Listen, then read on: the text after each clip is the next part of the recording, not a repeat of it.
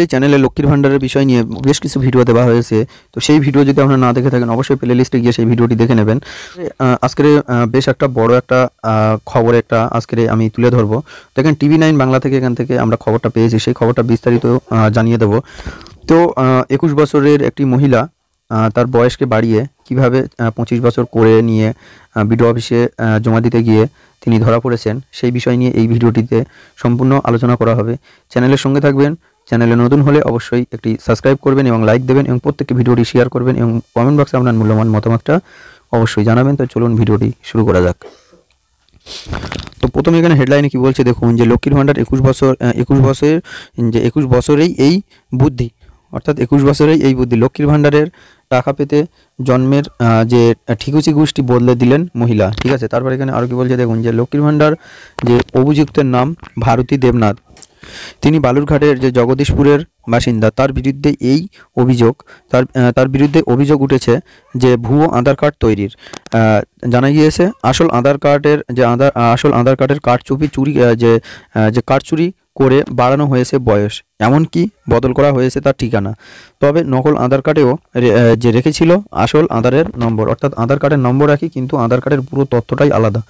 তো সেই ব্যক্তি, এই যে মহিলাটা দেখা যাচ্ছে ইনি হচ্ছেন সেই ব্যক্তি।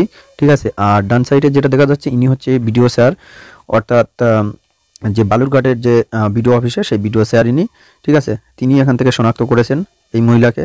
তারপর এখানে দেখুন যে এই মহিলার বিরুদ্ধে নকল আধার কার্ড তৈরির অভিযোগ। তারপরে আরও কি বলছে দেখুন, যে বালুরঘাট ভুয়ো আধার কার্ড বানিয়ে লক্ষ্মীর ভান্ডারের ভাতা পাওয়ার চেষ্টা করেছিলেন এক গৃহবধূ। বিষয়টি ধরা পড়তেই বিডিও অফিস থেকে পালিয়ে গেলেন তিনি। এদিন যে চাঞ্চল্যকর ঘটনাটি ঘটেছে বালুরঘাট বিডিও অফিস। এই ঘটনায় বালুরঘাট থানায় লিখিত অভিযোগ দায়ের করেছে বালুরঘাট ব্লক প্রশাসন। ঠিক আছে, ঘটনার যে তদন্তের নেমেছে যে বালুরঘাট থানার পুলিশ। তারপরে এখানে দেখুন যে আরও কি বলছে দেখুন, যে অভিযুক্তের নাম ভারতী দেবনাথ, তিনি বালুরঘাটের জগদীশপুরের বাসিন্দা। তার বিরুদ্ধে অভিযোগ উঠেছে ভুয়ো আধার কার্ড তৈরির।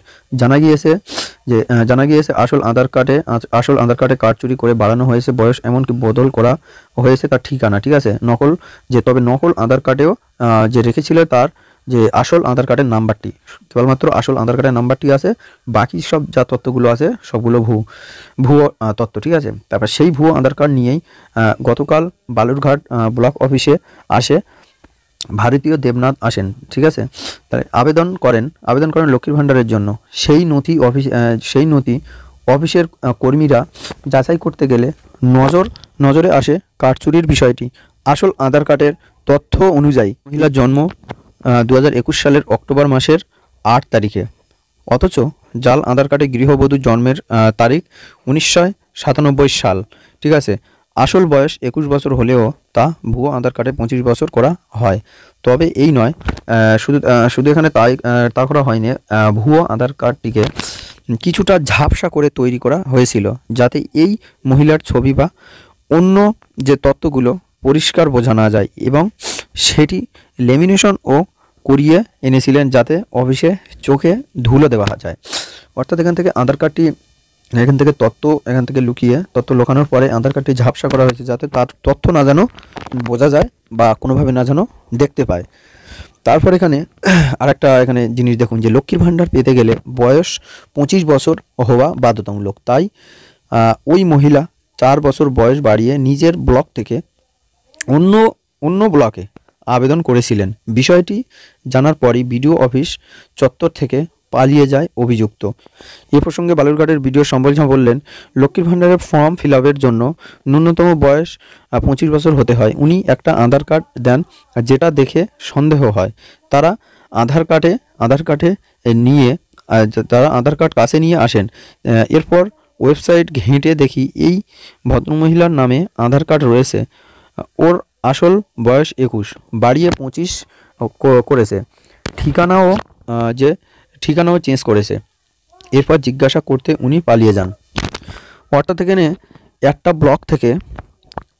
ব্লক থেকে অন্য ব্লকে, অর্থাৎ যে ব্লকের বাসিন্দা সেই ব্লকে লক্ষ্মীর ভান্ডার ফর্ম জমা না দিয়ে অন্য ব্লকে জমা দিয়েছেন। জমা দেওয়ার পরে সেই কর্তৃপক্ষরা তারা ওখানে সন্দেহ করার পরে তার আধার কার্ডটি অনলাইনে ডাউনলোড করার পরে দেখছেন যে অরিজিনাল বয়সটা কিন্তু আলাদা। অর্থাৎ ওখানে অর্থাৎ ওখানে 2001 সালে জন্ম, অর্থাৎ 21 বছর বয়স ওখানে দেখতে পেয়েছেন, সেই কারণে এখান থেকে তাকে বাধ্য হয়ে পালিয়ে যেতে হয়েছে। তো আজকে ছিল ছোট্ট এই আপডেট। ভিডিও ভালো লাগলে অবশ্যই চ্যানেলটি সাবস্ক্রাইব করবেন, একটা লাইক দেবেন এবং প্রত্যেককে শেয়ার করবেন।